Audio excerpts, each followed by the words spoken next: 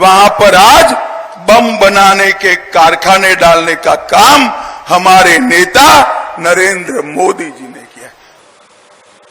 नमस्कार साथियों, मैं आपका दोस्त अशफाक अहमद और आप देख रहे हैं देशभक्त चैनल। भले ही स्लिप ऑफ टंग हो गया होगा अमित शाह जी का और उन्होंने कह दिया कि बम बनाने का कारखाने का काम मोदी जी करते हैं, तो लेकिन सच्चाई जो है वो मुंह से निकल ही गया लगता है।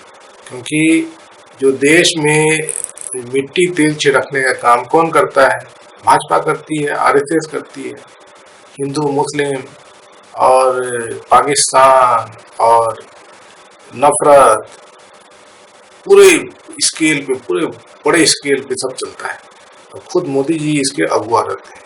और इस बार चुनाव में तो एकदम कमाल कर दिया मोदी जी ने, एकदम सीधे अटैक कर दिया कि जो मुसलमान हैं वो ज़्यादा बच्चे पैदा करते हैं, ये घुसपैठी हैं, और कांग्रेस जो है वो आएगी तो आपका सब कुछ छीन लेगी, मंगलसूत्र भी छीन लेगी और मुसलमानों को दे देगी। सुना है ना आपने? तो सच्चाई तो यही है ना कि ये तो करते ही हैं और बताते भी हैं। मतलब खुद मोदी जी बोल रहे हैं कि ऐसा, मतलब वो जो नफरत है वो खुद मोदी जी फैला रहे हैं और नाम ले लेंगे कांग्रेस का। कांग्रेस करती है क्या? एक और झूठ फैला रहे हैं कि माओवादी सोच हो गई है कांग्रेस की। क्या सोच हो गई है कांग्रेस की? कांग्रेस ने कहा कि भाई जो पिछड़े रह गए हैं, जिनकी आय कम है, तो उनको बढ़ावा देने के लिए हम कार्य करेंगे, हम स्कीम लाएंगे, यही बोला है ना। तो ये क्या बोल रहे हैं कि वो छीन लेंगे, जो पैसे वाले लोग हैं, जो हिंदू लोग हैं, उनसे पैसे छीन लेंगे और मुसलमानों को दे देंगे। कुछ भी बक रहे हैं। कहीं पर भी मैनिफेस्टो में कांग्रेस के मुसलमान शब्द नहीं मिलेगा और ये लगातार मुसलमान कर रहे हैं। ये सब, मतलब ये सचमुच में ये जो है ना, वो जो आतंकवादी जो लोग होते हैं उसी तरीका ये करते हैं। ये इस तरह का नफरत फैला के, और इनका जो है वो सब आपको पता है ना, बजरंग दल और शिव ये राम सेने, वीएचपी,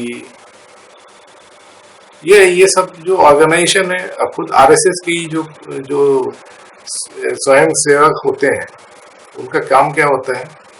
कहीं भी जाके माहौल बनाना, और दंगे तो करवाते ही हैं। गुजरात में जो दंगे कौन करवाया था, दिल्ली में दंगे कौन करवाया था, मुजफ्फरनगर में दंगे कौन कराया था, मॉब लिंचिंग कौन करवाता है? तो ये सब तो होता है ना, आप तो देखते ही हैं। तो नाम लेंगे कांग्रेस का, लेकिन काम जो करते हैं वो ये इन्हीं के लोग करते हैं, बीजेपी के लोग ही करते हैं। और माहौल बना के रखते हैं इस तरह से कि किसी तरह भी ऐसा साजिश किया जाए कि जो हिंदू वोट है वो पूरे इनको मिल जाए। तो हिंदुओं को जोड़ने का सबसे अच्छा तरीका, हिंदुओं को डराओ, हिंदू खतरे में है, मुसलमान लोग से डरने की जरूरत है। कांग्रेस जो है वो मुसलमानों की पार्टी है और कांग्रेस आ जाएगी तो हिंदुओं का सब हक छीन लेगी, इस तरह से बताते हैं।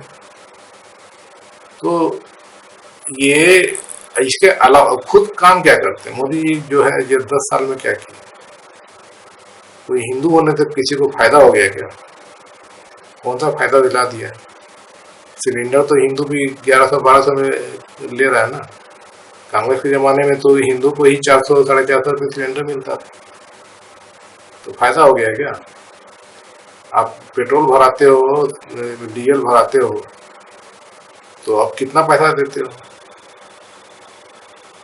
तो ये सब चीज है ना। फिर मोदी जी 2014 में जीत के आए तो ये सबको घर दिला देंगे, तो हिंदुओं को ही घर मिलता ना, कहाँ दिलाए?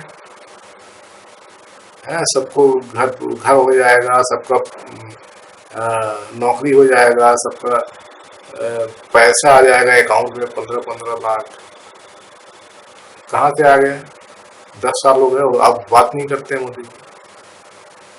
तो नफरत बस फैलाएं 10 साल में, और क्या किया। गोदी मीडिया पे हर समय हिंदू मुसलमान चलता रहता है। इन लोग का बात सुन लीजिए, जो अमीश देवगन और ये जितने भी सब जो गैंग है जो गोदी मीडिया का, वो क्या बात करते हैं। उन लोग का डिबेट देख लीजिए, उनके ट्वीट देख लीजिए। अब खुद बीजेपी का ही जो आईटी सेल है, तो ये क्या करती है, सिर्फ झूठ का प्रचार करती है, हर चीज को हिंदू मुसलमान। अब कोई हत्यारा कोई मुस्लिम निकल गया तो बाप रे, फिर हिंदू को मार दिया, हिंदू लड़की को ये धर्मांतरण करा दिया और उसकी हत्या कर दिया, लव जिहाद कर दिया। यही सब चलता रहता है ना। तो ये तो मतलब इनका खेल है। नहीं तो कांग्रेस जो यूपीए सरकार थी, तो उसका काम देख लीजिए, कितने अच्छे अच्छे काम किए बताइए। कि लैंड रिफॉर्म, ज्यादातर किसानों की जमीन जाती है ना, कोई भी सरकारी कुछ नया योजना आता है तो इतना किसानों का जो हक मिलना चाहिए उसका पूरा कांग्रेस लेके आई।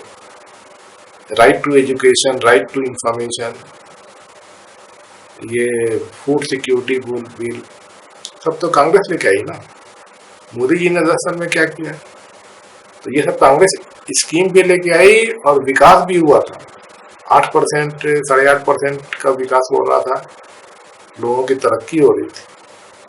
अब मोदी जी आए तो नोटबंदी, गब्बर सिंह टैक्स, लॉकडाउन और जितना भी स्कीम आप देख लीजिए कि किसानों को इतना कर्जा हो गया, उन लोग का कुछ नहीं कर रहे हैं। किसानों की आय दुगनी करने के बजाय आधी कर दिए। और दूसरी तरफ अडानी और इनके मित्र हैं तो उनके 15-15 लाख करोड़ रुपए कर्जा माफ हो जाता है, उन लोग का टैक्स माफ हो जाता है, टैक्स आधा हो जाता है। तो ये सब जो चल रहा है उसका पूरा हिसाब जो आप लोग लेखा जोखा कीजिए। ये तो सच्ची बात है ना कि नफरत कौन फैला रहा है, कौन जो देश की हालत खराब कर रहा है, कौन लोगों को बेरोजगार बना रहा है, कौन लोगों पर महंगाई थोप रहा है, तो साफ दिखता है। तो ये अमित शाह भले ही जबान फिसल गई हो, लेकिन सच्चाई तो वही बोल रहे हैं।